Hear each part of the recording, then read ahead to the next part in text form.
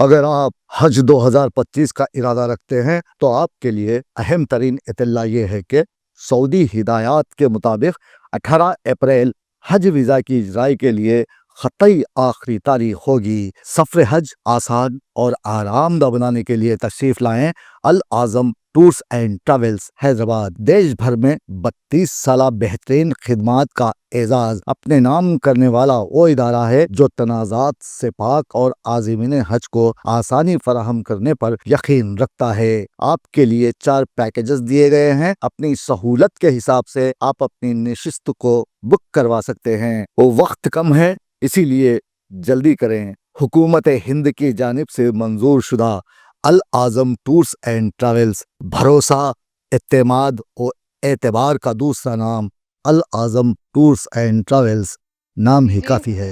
मैं सबसे पहले दाद देना चाहती हूँ इस बिल के टाइमिंग की कि अभी ईद की रौनक बुझी भी नहीं थी और हमारी जड़ों पर एक नया फरमान लाया गया। पहले उत्तर प्रदेश में मुसलमानों को नमाज पढ़ने पर रोक लगाई और फिर सौगात में ये बिल लाया गया। निसार में तेरी गलियों पे है वतन, जहाँ चली है रिवाजो गैर कि कोई ना सर उठाकर चल सके। मैं सभापति जी आपको ये बताना चाहती हूँ कि ईद के मौके पर एक विधवा महिला अपनी लड़की के साथ मेरे पास आई और उसने बताया कि वह एक वक्फ की प्रॉपर्टी में रहती है, वही उसके सर पर छत का काम भी करती है और उसकी रोजी रोटी भी वहीं से आती है। वो इस बिल को लेकर इतनी फिक्रमंद थी कि कहीं उससे वो उसकी संपत्ति ना छीन ली जाए। वो अकेली एक ऐसी महिला नहीं है, ऐसे लाखों लोग हैं जो वक्फ की गरीब महिलाएं जो वक्फ की संपत्ति से अपना रोजगार चला रहे हैं। और ये जो वक्फ बाय यूजर क्लॉज के हटाने से लाखों वक्फ की जायदाद अपना स्टेटस खो देंगी और लाखों लोग इसी तरीके के लोग सड़कों पर आ जाएंगे। वक्फ क्या है, वक्फ बाय यूजर क्या है? इसका ये मतलब है कि कोई जायदाद अगर सालों से दीन और भलाई के कामों के लिए इस्तेमाल हो रही हो तो वो खुद ब खुद वक्फ मानी जाएगी। हिंदुस्तान की अदालतों ने भी इस बात को तस्लीम किया है। वक्फ बाय यूजर सिर्फ वक्फ बोर्ड को ही मिली कोई खास सौगात नहीं है, ये बल्कि सभी अन्य धार्मिक ट्रस्टों को परंपरा और यूज के आधार पर बिना किसी डॉक्यूमेंटेशन के धार्मिक चरित्र को डिक्लेयर करने का राइट मिला हुआ है। भारत के संविधान के आर्टिकल 13 क्लॉज 3 में कस्टम और यूसेज को कानूनी वैधानिकता प्रदान करता है। इसी आर्टिकल से वक्फ बाय यूजर भी निकला गया है। इस बिल के कानून बनने पर वक्फ बोर्ड तो इस प्रोविजन से हाथ धो बैठेगा, लेकिन अन्य धार्मिक ट्रस्टों को यह सुविधा जारी रहेगी। इससे भारतीय संविधान के आर्टिकल 14 और 15 का सीधा उल्लंघन है, जो धर्म और जाति के आधार पर भेदभाव और कानून के सामने सभी की बराबरी पर जोर देता है।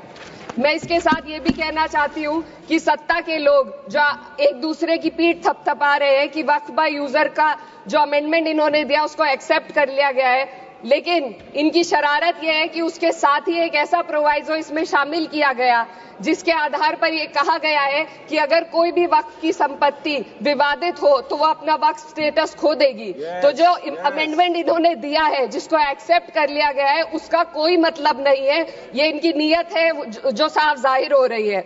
सोने पर सुहागा एक काम और किया है, सरकार ने वक्फ की कानून के सेक्शन 107 को हटाकर लिमिटेशन एक्ट में 12 साल तक ही किसी के खिलाफ अदालत में जाने का प्रोविजन है।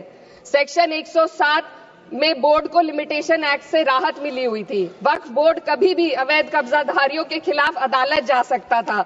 अगर ये सेक्शन ना हो तो अवैध कब्जा करने वाले लोग कानूनी प्रक्रिया का फायदा उठाकर वक्फ की प्रॉपर्टी को हड़प सकते हैं। अन्य धार्मिक ट्रस्टों पर भी ये लिमिटेशन एक्ट लागू नहीं होती, तो फिर वक्फ बोर्ड के साथ ये सौतेला रवैया क्यों किया जा रहा है? धर्म को देखकर दोहरी नीति क्यों अपनाई जा रही है? सेक्शन 107 और वक्फ बाय यूजर को अगर एक साथ पढ़ा जाए तो इससे लाखों वक्फ की प्रॉपर्टी पर कब्जा किया जाएगा। इसलिए ये बिल मुसलमान की भलाई का नहीं बल्कि उनके वजूद और विरासत को मिटाने का बिल है। हिंदुस्तान में बहुत सारे धार्मिक ट्रस्ट हैं जिसमें उस खास मजहब के लोग शामिल होते हैं और उसका इंतजाम करते हैं, और ये बात समझ में आने वाली भी है क्योंकि जो व्यक्ति अपने मजहब के रीति रिवाज को जितना अच्छे से समझ सकता है किसी अन्य मजहब का व्यक्ति नहीं समझ सकता।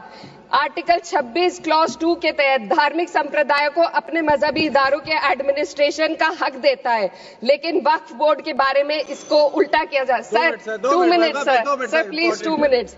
सरकार इसे एक सेक्युलर बॉडी मान रही है और इसमें गैर मुस्लिमों को शामिल करने की बात कह रही है। आपके मुंह से सेक्युलरिज्म की बात सुनकर अच्छा लगा, लेकिन अगले ही पल ये भ्रम टूट जाता है, क्योंकि आपको सिर्फ दान देने के लिए प्रैक्टिसिंग मुस्लिम का आपने क्लॉज डाला है, लेकिन बोर्ड में बैठने के लिए मुस्लिम होने की कोई आपकी क्लॉज नहीं है। तो इससे आपकी जो दोहरी नीति है वो साफ जाहिर होती है। ये वही सरकार है जिसने राम जन्मभूमि ट्रस्ट में ये लिख दिया कि जिला अधिकारी भी अगर होगा तो हिंदू होना चाहिए। कोई मुझे बताए कि वहां पर सेक्युलरिज्म का रस क्यों नहीं घोला गया। सर आखिर में मैं अपनी बात को खत्म करने से पहले महिलाओं का मुद्दा बार बार उठाया जा रहा है। सरकार का कहना है कि बोर्ड में मुस्लिम महिलाओं को रिप्रेजेंटेशन देंगे। इस कानून से पहले भी मुस्लिम महिलाएं बोर्ड में मेंबर रह चुकी हैं और मिनिमम 2 का प्रोविजन था, उससे ज्यादा भी हो सकती थी। सर मैं ये कहना चाहती हूँ कि सरकार ने महिलाओं के लिए ऐसा कौन सा नया काम किया जिसका ढिंडोरा सरकार का हर सदस्य पीट रहा है। इस बात की तायद अगर आपकी तरफ से कोई मुस्लिम महिला करती तो हम उसका यकीन भी करते, लेकिन अफसोस आपकी इतनी लंबी कतार में एक भी मुस्लिम महिला नजर नहीं आती है। सर मैं खुद एक मुस्लिम महिला हूँ, मैं सिर्फ एक सर मैं माइनॉरिटी महिला हूँ। इस सदन में हम सिर्फ 2 महिलाएं हैं और उस नाते से मैं ये बात कहना चाहती हूँ कि इस बिल के माध्यम से मुस्लिम महिलाओं को कुछ नहीं मिल रहा है। ये हमें कुछ नहीं देना चाहते, सिर्फ टोकनिज्म हमारे नाम पर बनाकर एक नैरेटिव मीडिया में चलाना चाहते हैं। तो ये बिल मुसलमान की भलाई का नहीं, उनकी पहचान को मिटाने का है। सर अंत में मैं बस यही कहना चाहती हूँ कि कागजों की कैद में बस नाम रह जाएंगे, वो जो हमारे थे सिर्फ दावे में रह जाएंगे। इस बिल के द्वारा मीठी ईद के जायके को कड़वा करना यही असली सौगाते मोदी था। बहुत बहुत